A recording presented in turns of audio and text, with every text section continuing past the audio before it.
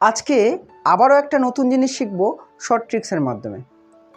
ছোটোবেলার থেকে আমরা লসাগু মানে এলসিএম শিখে আসছি। এই সিঁড়ি ভাঙা নিয়মে মৌলিক উৎপাদকের সাহায্যে প্রাইম ফ্যাক্টরাইজেশন মেথডে করে আসছি।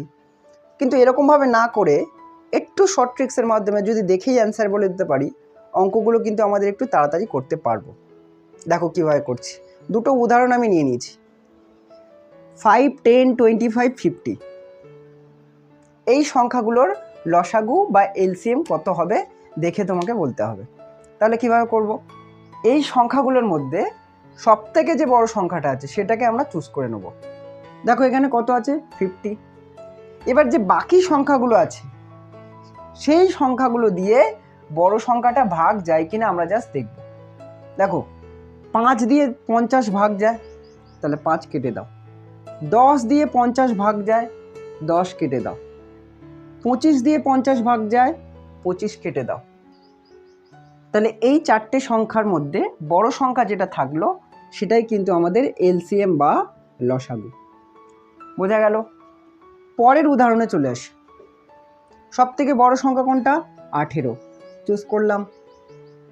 দেখো 2 দিয়ে 18 ভাগ যায়, তাহলে 2 কেটে দিলাম। 3 দিয়ে 18 ভাগ যায়, 3 কেটে দিলাম। 15 দিয়ে 18 কি ভাগ যায়? যায় না, তাহলে কাটতে পারবো না। কিন্তু 9 দিয়ে 18 ভাগ যায়, তাহলে কেটে দিলাম। 15-র ফ্যাক্টর কি?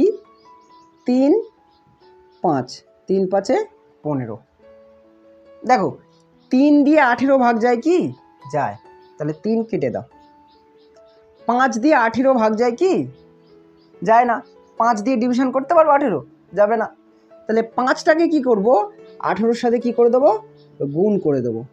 তাহলে 5 18 18 5 যা 90। তাহলে এই সংখ্যাগুলোর লসাগু বা এলসিএম কত পেলাম? 90। তাহলে এই নিয়মে আমরা কিন্তু খুব সহজে লসাগুটা বার করে নিতে পারবো। তোমরা যদি শিখে থাকো এটা আমাকে কমেন্টে করে জানাও। 7, 14, 21 এই সংখ্যাগুলোর লসাগু বা এলসিএম কত হবে? ভিডিওটা যদি ভালো লাগে অবশ্যই লাইক করো। ধন্যবাদ।